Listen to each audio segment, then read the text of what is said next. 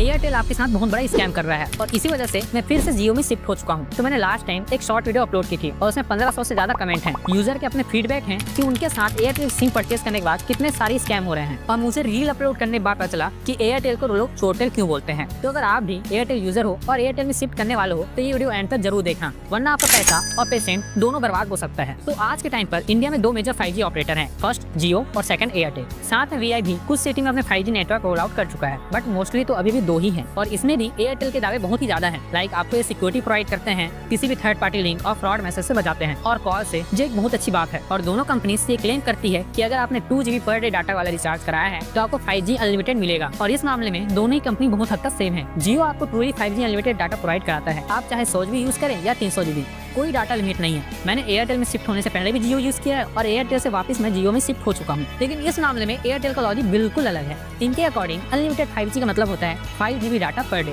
पहले आपके 2G 4G data को कंज्यूम कर लेते हैं, चाहे आप 5G नेटवर्क में रहें या ना रहें। और अगर आपने 3-4 GB डाटा यूज कर लिया है तो इंटरनेट बिल्कुल बंद हो जाता है, ना 4G चलेगा और ना ही 5G। और जब आपका नेट खत्म हो जाए, जो आपके हिसाब से तो नहीं होना चाहिए क्योंकि आपने 5G अनलिमिटेड डाटा पैक करवाया है, बट एयरटेल तो 5 GB डाटा से एक्स्ट्रा देता ही है। तो आपको एक मैसेज आता है एयरटेल की टीम से फॉर एक्स्ट्रा डाटा रिचार्ज। और यही सेम चीज आपको वी में भी देखने को मिलेगी। वो आपको महीने में 1 या फिर 2 GB डाटा एक्स्ट्रा देते हैं, जो आप एक कोड से रिवील कर सकते हैं। और यही सोचकर मैंने भी उस लिंक पर क्लिक कर दिया और उसके बाद मेरे ऊपर भी 1 GB डाटा का लोन चढ़ गया।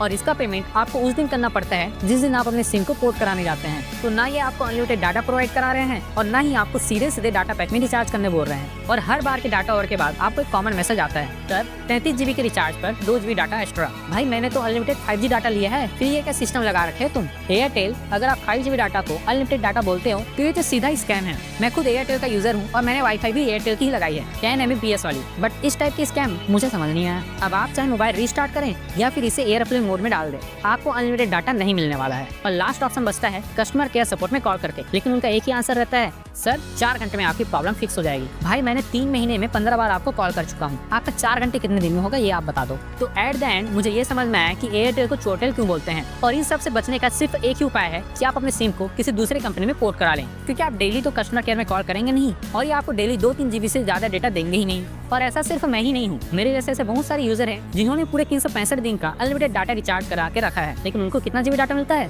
Per day? 2 GB, क्योंकि अनलिमिटेड 5G में ये अनलिमिटेड डाटा देते ही नहीं है। और अगर आप ये सोच रहे हैं कि स्मार्टफोन की दिक्कत हो सकती है तो मैंने इसे अपने Samsung Galaxy S21 FE, Narzo 50 Pro, OnePlus 9 RT और Oppo F27 Pro Plus के साथ भी यूज करके देखा है और मुझे सब में ये सेम प्रॉब्लम देखने को मिली। और अगर लोकेशन की बात करें तो मैंने दुर्ग, भिलाई और रायपुर में ये चेक किया है और मुझे तीनों जगह पर सेम ही डाटा मिलता है। तो मैंने तो फाइनली वापस जियो में पोर्ट कर लिया है। और अगर आप भी इशू फेस कर रहे हैं तो कमेंट जरूर करें। अगर वीडियो पसंद आई हो तो लाइक करें और ऐसे टेक रिलेटेड वीडियोस के लिए सब्सक्राइब टू टुंगू टेक।